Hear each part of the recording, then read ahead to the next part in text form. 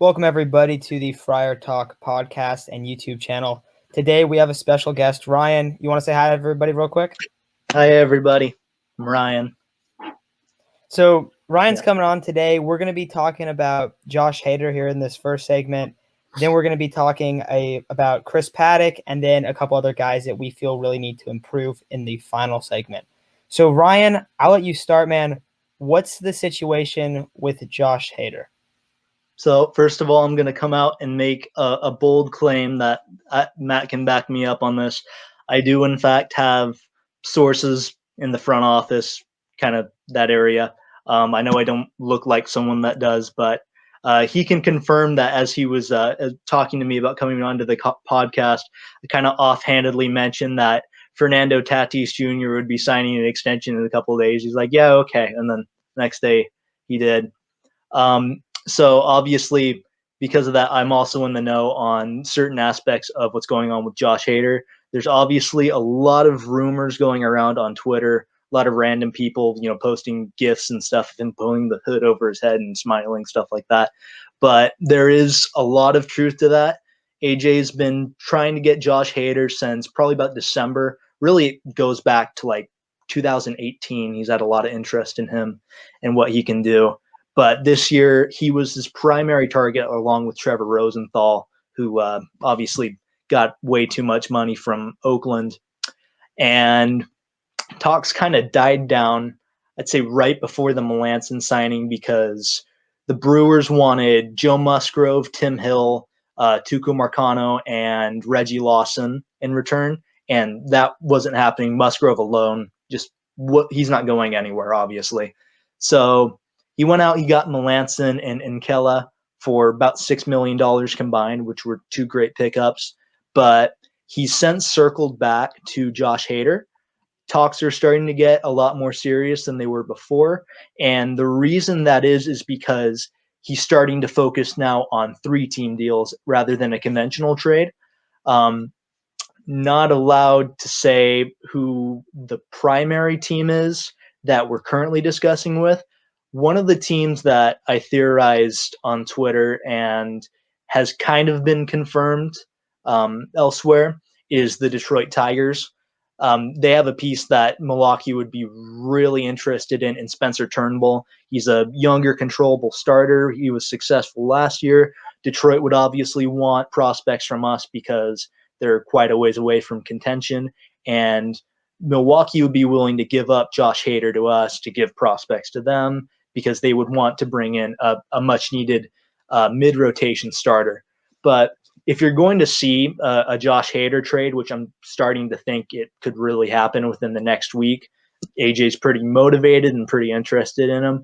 It's more than likely going to be a 3-team deal because Milwaukee wants a significant major league player coming in, either shortstop, third base, or in the starting pitching rotation. We can't really give any of that up because we're trying to contend, which is why AJ's kind of pivoted to try to get another team involved, who will take on the prospects and give up some of their major league talent to Milwaukee. But bottom line, deal is starting to look a lot more likely than it was before.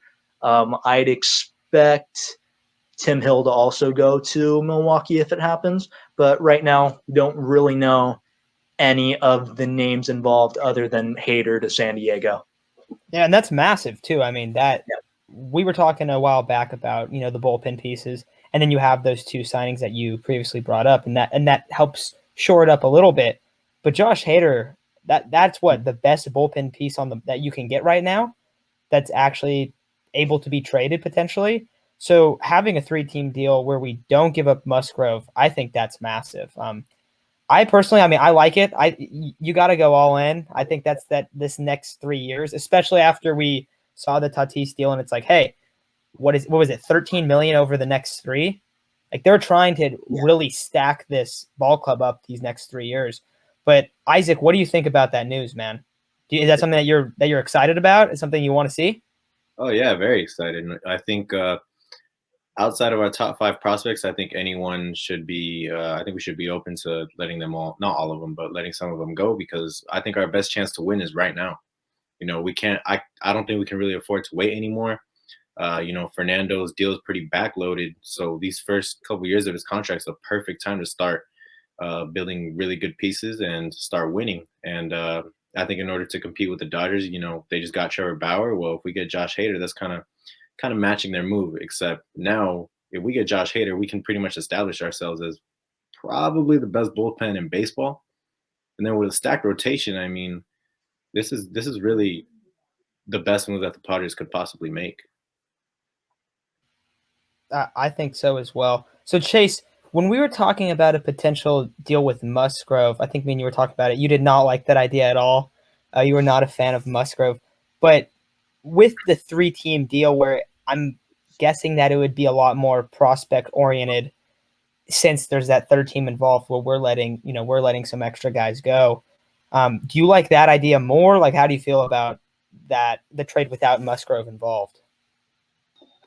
Any trade without Musgrove, I agree with. As long as we don't get rid of any top 5 picks, I mean, we're good. Prospects can be replaced. I used to be a fan of hoarding prospects because that's your future, but when we're in a win now mode and have guys for multiple years, trade them. They're going to be blocked by certain players. You never know how they're going to turn out. Might as well get that for sure talent right away. Yeah, no, I definitely agree with that. I mean, especially being Padres fans, it's like, oh no, you got to keep the prospects, man. Like, we got to look at the future, and that was so long where it's like, all right, we're building up for this eventual success, and it was about 12 years of that. But yeah, no, that's massive news, Ryan. I mean, that's something that's super exciting. Anything else that you want to touch on about it?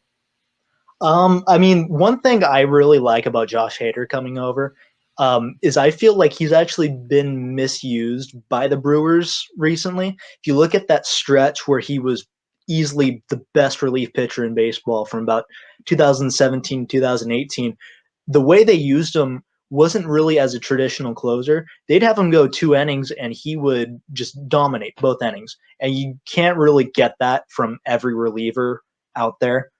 And that's basically like having 2 dominant relievers in one guy. One guy you have to pay to get double the production. So you bring him over here. I don't think you use him as like the traditional closer type role, because this is someone that instead of getting, I don't know, 60 innings out of, you could potentially get 100 to 120 innings out of him, and of just pure dominance, because we've seen that in the past from him. So, I mean, you bring him over here, you can slide Melanson, Kella, Pomeranz, Amelia Pagan, if there's, if he gets better, Pierce Johnson, any of those guys that really can't handle the workload that Josh Hader can. If you slide them into the closer role, Josh Hader can provide this interesting dynamic where if a starting pitcher gives up a quality start, 6 innings, that 7th to 8, innings, they can be completely shut down by one guy. I agree with you. I think that's very accurate. And then you have 2 really dominant arms, in my opinion, at least, in the pen, where you have Pomeranz and Hader, and then guys like Morahone, guys like Pagan, they're not going to be put in such high stress positions. And so it makes the whole bullpen a lot deeper. I mean, I'm a big fan of it, though. If you can ever get a guy who's just an elite player at his position and gets consistently produces like elite numbers, that's what you want. And so you want these really high end guys. And we see a lot of teams, like a lot of smaller market teams that, and the Padres, I would still consider the Padres a smaller market team until they've had this expensive ball club for a while. But we see a lot of these teams almost like cheap out over very elite guys. That's not the Hader move. That's moving for Hader is a move where it's like, all right, we want top end guys. So when they have to go against the best players, when they have to go up against that Dodgers lineup, we have guys that can wreck shop. And I think Hader's a guy that really does that. But anybody else, do you guys have anything else you want to add about his stuff, or just maybe the impact of bringing him over? I think one thing that's pretty important to think of is that I don't really go based off last year. Last year was only 60 games. But if you look at the Dodgers' numbers against lefties in 2019, in terms of average, OPS, I forgot the rest, but they're pretty much lower across the board against lefties than they are against righties. So to get another dominant lefty to add to the pen is huge, especially when that's your biggest contender. Absolutely. Chase, anything else you wanted to add real quick before we take off? Oh, you guys pretty much covered it all. Let's get to the next topic. All right, awesome.